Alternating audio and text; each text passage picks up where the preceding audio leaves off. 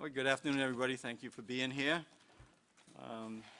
Before I start getting into Rhode Island's business, I do want to give a shout out to New York's new governor, Lieutenant Governor Kathy Hochul, who I know very well as a former lieutenant governor.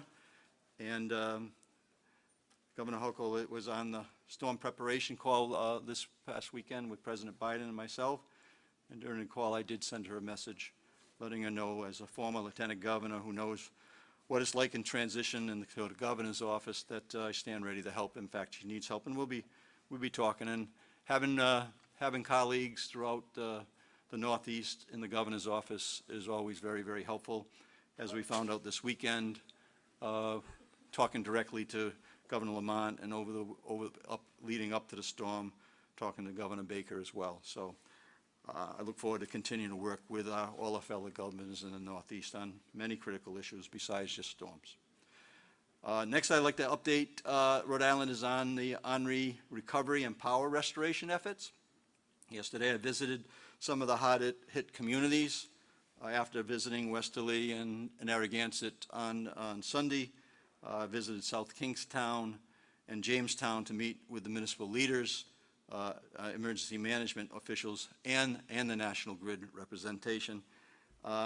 We talked about storm's impact on our local response efforts, and I want to thank all the local officials, fire, first responders, and utility workers who have gone above and beyond to prepare for this storm and now to help us get back on our feet. We know that at the peak of the storm, we had about 100,000 Rhode Islanders out of power. This is a number that I've followed through storms for several years. And as of this afternoon, about 90% of our customers have been restored, lowering it about to 7,500 more to go. And I've encouraged the National Grid to keep everybody's feet on the ground until every light is switched on. So that's something that we have worked with and continue to work with. And I have mentioned yesterday about Rhode Island being impacted more than our bordering states of Connecticut and Massachusetts. The numbers are clear. Actually, I was lowballing when I said 20 times the impact Rhode Island has suffered outage compared to Massachusetts. It's closer to, well, it's over 25%. So when you actually match the numbers up.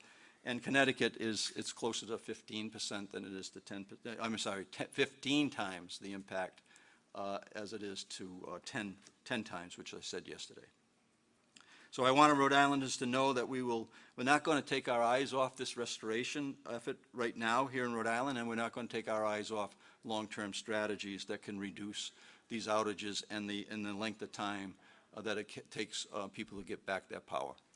I'm very happy with the response, where we had a 5-day potential after sitting with the National Grid and meeting at their central center in Providence on Sunday after the press conference, walked through different options and asked for more and more personnel to be on the ground. And that's exactly what happened. And it has reduced the time frame by several days, which is important to our health and our residents and to our businesses. Yesterday, we also had some great news in Rhode Island and across the country. The Pfizer vaccine is now fully approved by the FDA. The science is clear, the vaccine is safe, and it saves lives. And for anyone who has been waiting on this approval to get vaccinated, it is time.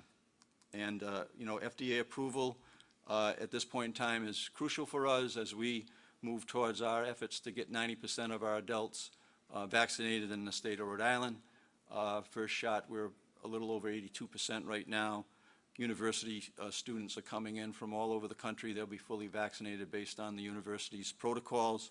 And we believe that that's going to help us not only get through the Delta issues that we're dealing with right now, but whatever might come down the road relative to the COVID. So every time that we get somebody vaccinated, we keep your family safer and keep you safer. So we encourage everybody to take advantage of the efforts that are going on right now relative to getting people vaccinated.